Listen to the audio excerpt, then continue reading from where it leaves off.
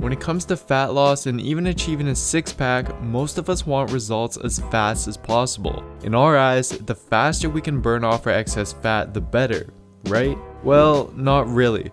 Because what most people don't realize is there's actually an upper limit as to how much fat you can lose every week. And if you try to push past this weekly limit by doing more cardio or eating even less, for example, then you'll now start to lose substantially more muscle instead of fat. Do this for months on end, which many people unfortunately do, and you'll eventually end up with a skinny fat physique with too little muscle and still too much fat. So now the real question becomes, what's the most amount of fat you can lose per week while minimizing muscle loss in the process? As this is going to better enable you to attain the lean, muscular physique you're after instead of just winding up skinny fat. And to answer this question, we'll use the findings of a 2005 paper by researcher Dr. Alpert, who analyzed several fat loss studies in an attempt to quantify the maximum amount of fat one can lose per day without excessive muscle loss. What he found is that the body is capable of burning body fat to use for energy at a maximum rate of 31 calories per pound of body fat per day.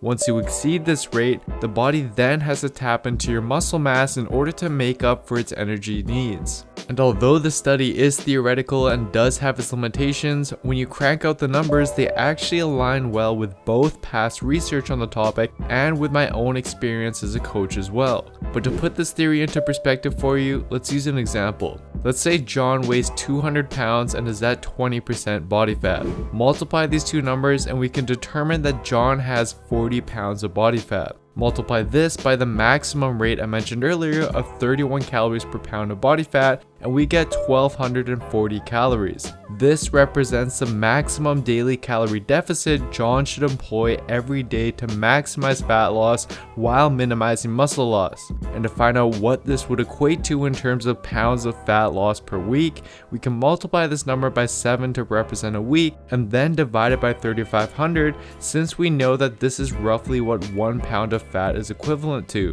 And as you can see, we end up with 2.5 pounds, which represents the theoretical maximum amount of fat John could lose per week while minimizing muscle loss. Whereas on the contrary, if you're a leaner individual like Jimmy here who weighs 170 pounds and is at 15% body fat, then in this case, he'd only be carrying around 26 pounds of fat, and therefore his theoretical maximum rate of weekly fat loss would be just 1.6 pounds per week. So as you can see, as you get leaner, the maximum amount of fat your body is able to lose per week reduces, which is something that other papers have found to be true as well. So now that we've covered what the maximum rate of fat loss is per week, how can you now go put this into practice? Well, if you're truly seeking to lose fat as fast as humanly possible, then here's what you do. First, find out what the maximum daily calorie deficit and weekly fat loss number would be for you using the process I outlined earlier. And then, to achieve this daily deficit, you would use a combination of eating below your TDEE or maintenance calories,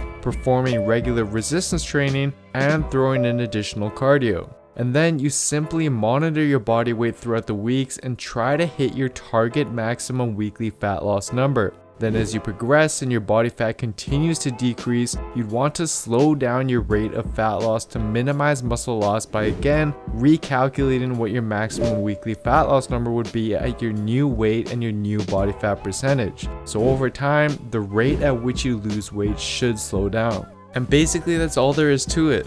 But with all that being said, I do want to provide some precautions. First of all, keep in mind that this protocol is a very aggressive approach that employs a fairly large calorie deficit, high activity, and a fast rate of weight loss. For some who are more experienced, this may be completely doable, but for most people, especially those just starting out with their fat loss journey, it's just unrealistic and very difficult to adhere to, and you'd be much better off taking a longer, less aggressive approach that you'd be more likely to stick with. Second of all, as researcher Dr. Alpert points out, even if you're under this 31 calorie per pound limit I outlined earlier, it doesn't mean that you won't lose muscle mass.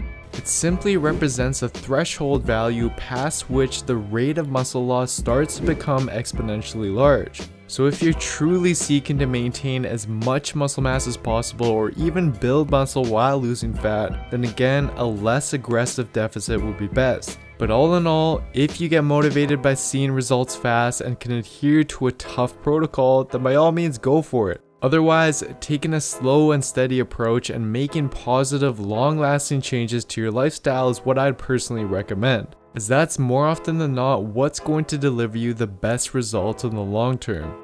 I hope you all enjoyed the video, but just remember guys that fat loss is often a long journey, and the last thing you want to do is just rush into it aimlessly and sacrifice all your hard-earned muscle as a result.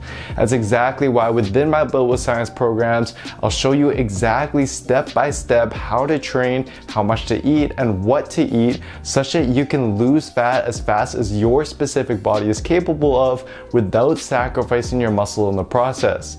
To join today, simply head on over to builtwithscience.com and take the starting point analysis quiz, which will determine what program is best for you. Anyways, I hope you enjoyed this one. Please don't forget to support me by giving the video a like, leaving a comment down below as to what you'd like to see me cover next, subscribing to the channel, and turning on notifications for my channel as well, as this all really does help me out.